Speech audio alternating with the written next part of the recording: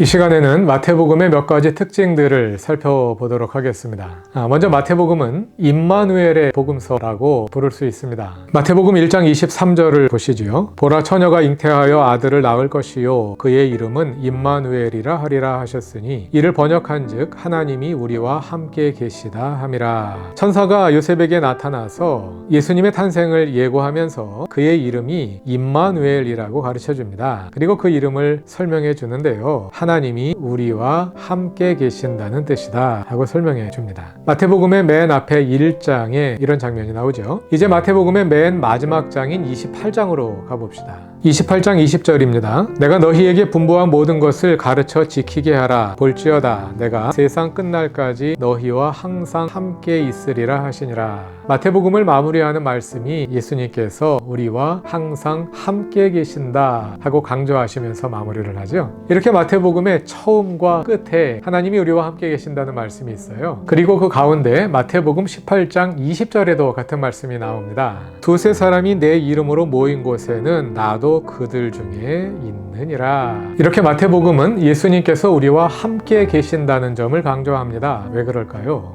이것을 마태복음의 기록 연대와 관련하여 생각해 볼 수 있겠습니다. 마태복음이 85년경에 기록되었을 것이다 이렇게 앞에서 말씀드렸는데요. 예수님께서 승천하신 것이 30년입니다. 50년 이상이 지났어요. 예수님이 이 땅에 계시지 않은 거죠. 아마도 그 기간 동안 성도들은 예수님의 다시 오심을 기다리면서 동시에 예수님의 부재를 경험하면서 살았을지도 모릅니다. 왜 예수님이 안 오실까? 왜 예수님이 여기에 계시지 않을까? 하는 질문에 대해서 마태복음은 아니다. 예수님이 지금도 우리와 함께 계시다.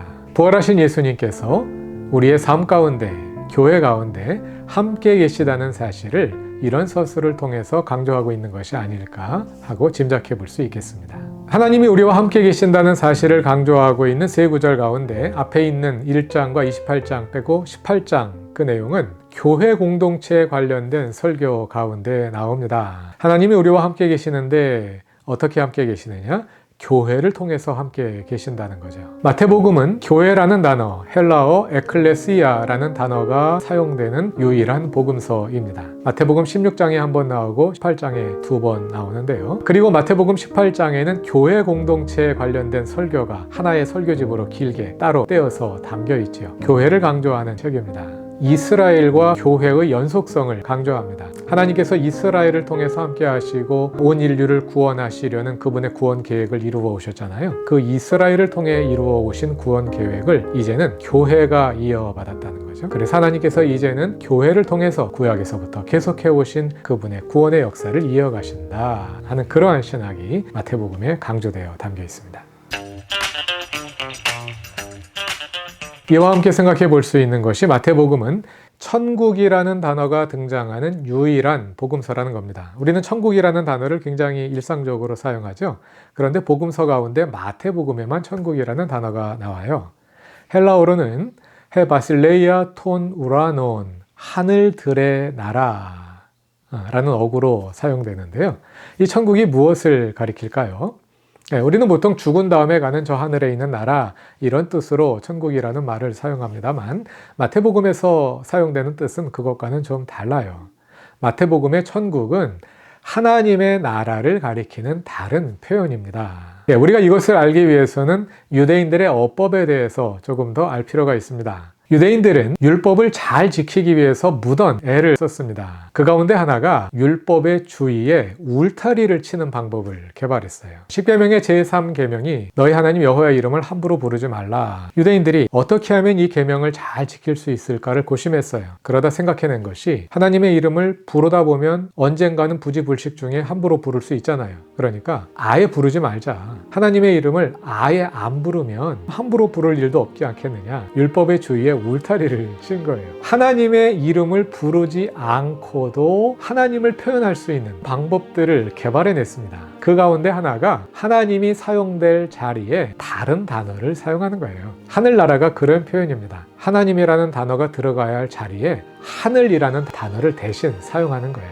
하나님의 나라라고 부르지 않고 하늘나라라고 부른 겁니다. 그리고 또 유대인들이 사용한 또 다른 방법은 하나님의 이름을 글자로는 써놓고 읽을 때는 다른 방식으로 읽는 거예요. 우리가 여호와 또는 야훼 이렇게 알고 있는 단어, 그 단어는 히브리어 4개의 자음으로 이루어져 있습니다. 그래서 우리가 이것을 가리켜서 보통 신성사문자 이렇게 부르는데요. 유대인들이 신성사문자를 써놓고 다른 방식으로 읽은 거예요. 히브리어는 오른쪽에서 왼쪽으로 읽습니다. 여러분들이 화면에 보고 계시는 것은 신성사문자의 자음이고요. 한동안 히브리어 성경에는 자음만 있었습니다. 모음이 없었어요. 모음은 관습에 따라 붙여서 읽은 거예요. 그래서 이 신성사문자에 정확히 어떤 모음이 붙어 있었는지 아무도 알지 못해요. 자, 이렇게 신성사문자를 써놓고 유대인들이 이 글자를 어떻게 읽었느냐면 아도나이 이렇게 읽었습니다. 아도나이는 나의 주님 이런 뜻이에요. 이렇게 하나님의 이름을 뜻하는 글자를 써놓고 읽기는 다른 방식으로 읽음으로써 하나님의 이름을 입에 담지 않고도 하나님을 표현할 수 있는 이런 방법을 찾아낸 거죠. 세 번째 방법은 신적 수동태입니다. 하나님을 주어로 표현할 능동태 문장을 수동태로 바꾸고 행위자에 해당하는 하나님을 생략하는 그런 방식이에요. 예를 들어서 영어로 God will save us, 하나님께서 우리를 구원하실 것이다. 이것을 수동태로 바꾸게 되면 We will be saved by God 이렇게 되죠. 거기에서 by God를 생략하고 그냥 We will be saved 이렇게만 표현한 거예요. 우리는 구원받을 것이다. 이렇게 함으로써 하나님이 우리를 구원하실 것이다 하는 이 뜻을 이 문장에 담은 거죠.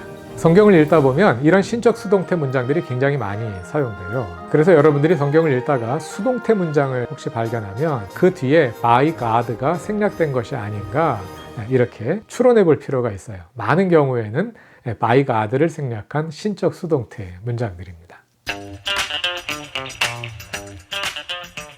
그와 함께 마태복음의 독특한 특징 하나는 구약성서 인용 공식입니다.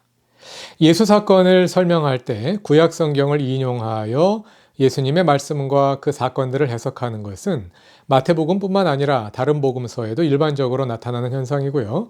또 바울서신 그리고 모든 신약성서에 전체적으로 나타나는 현상입니다.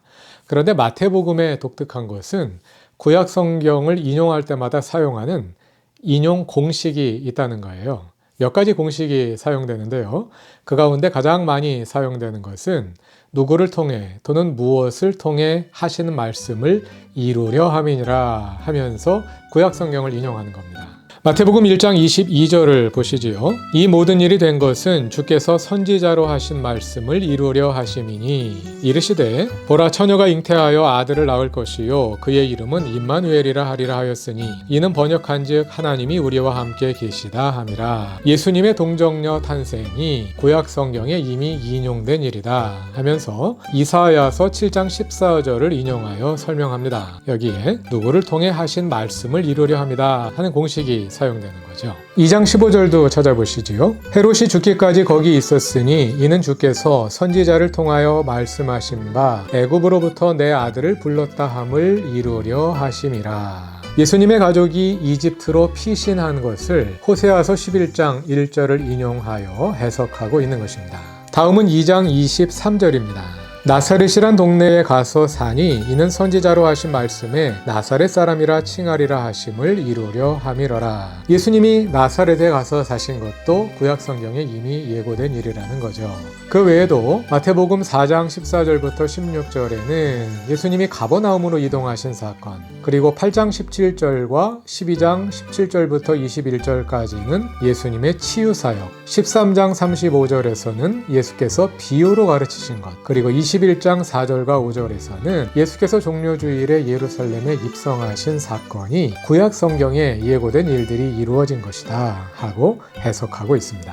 그 외에 2번 사용되는 공식이 있는데요. 그것은 누구를 통해 말해진 것이 이루어졌다 하는 공식 어구입니다. 2장 17절과 18절을 찾아보시죠. 이에 선지자 예레미야를 통하여 말씀하신 바 라마에서 슬퍼하며 크게 통곡하는 소리가 들리니 라헬이 그 자식을 위하여 애곡하는 것이라 그가 자식이 없으므로 위로받기를 거절하였도다 함이 이루어졌느니라. 헤롯의 유아학살을 예레미야 31장 15절 말씀을 인용하여 설명하고 있습니다.